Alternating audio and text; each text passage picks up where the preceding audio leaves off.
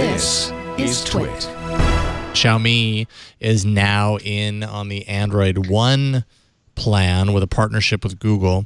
The Mi A1 is going to focus on the Indian market, at least initially, and then it's going to broaden out to more markets where Xiaomi's brand is super strong. 5.5-inch 1080p display, dual cameras on the back with 2x optical zoom and portrait, kind of like a portrait DSLR style mode.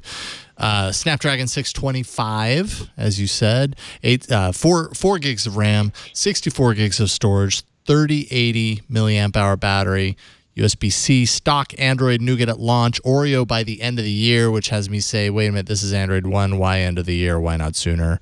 But maybe that's just being critical. Xiaomi says this will be one of the first to get Android P. Yep, they're already talking up their Android P game. That seems like a really long time from now, but hey, you got to start somewhere. You say that, but remember a year ago we were just trying nuggets.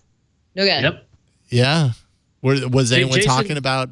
Jason, you just want to delay the Oreos that you got to eat. I'll be there to help you soon, Jason. I promise. I'll help you. Good. We can share the Oreo heavy lifting because I don't know if I can make it a whole year eating Oreos. Apparently, because it has the dual cameras on the back, it's stock the way Android One devices are, but Google's camera app doesn't support dual cameras. So the camera app on this particular device is Xiaomi's camera app. So there's a little bit of a difference. And this is also the most kind of spec and most expensive, most specced out device. It's more like a mid-ranger, even though Android One devices are considered, would, up until now, I think you would throw those into the lower end kind of spectrum of devices. This is going to be 14,999 rupees, which converts to around 234 US dollars. That's not an insignificant amount, but based on the markets that Android One targets, that's on the higher end when you're talking. I mean, there's probably a lot of smartphones in that category. This one just happens to be from Xiaomi and be an Android One device. So I'm curious to see it. Curious to see. Oh, also, you guys would appreciate this.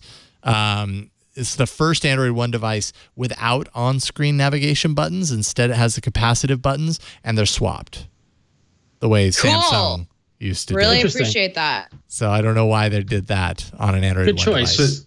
Good choice. It's probably because Xiaomi do that by default. That's their hardware layout. And in India, Xiaomi is an extremely successful company. That was part of Hugo Barra's push into the market. Right. So for a lot of users, having the back button on the left side of the phone is unnatural. They're just not used to it.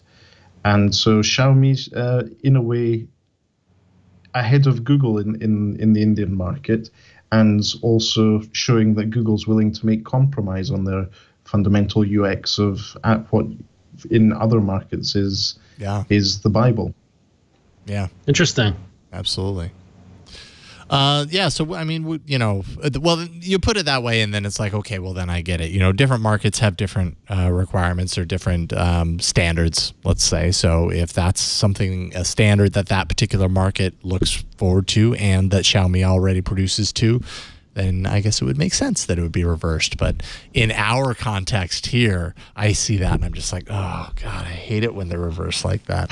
But they're not selling these phones here, so it doesn't matter. The fact that we see that and react. I have to say, I often get confused because I have a Huawei Honor 9 and a Xiaomi Mi 6, which are similar sized devices with capacitive buttons underneath the screen. And the Huawei Honor 9 by default has the Google layout, so from left to right, back, home, multitasking, whereas the Xiaomi Mi 6 is the other way around. Mm-hmm. And as this is a very niche problem, I sometimes tend to go back too much or swap apps too often.